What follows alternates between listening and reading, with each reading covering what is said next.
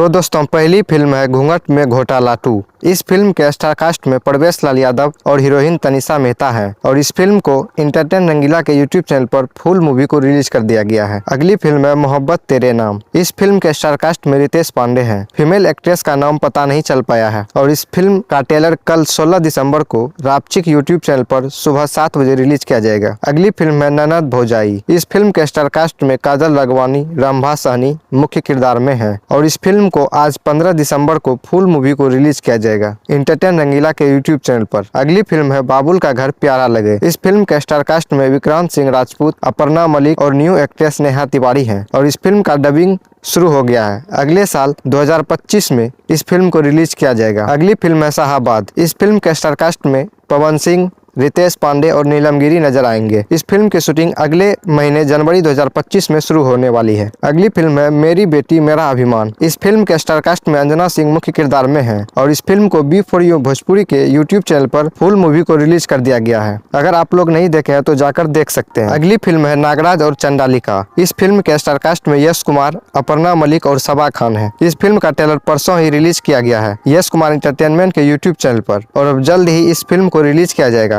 तो दोस्तों अगले वीडियो में फिर इसी तरह का आने वाली फिल्मों के बारे में बताएंगे। इसीलिए वीडियो अच्छी लगी हो तो वीडियो को लाइक और चैनल को सब्सक्राइब कर लीजिए। मिलते हैं अगली वीडियो में, तब तक के लिए धन्यवाद।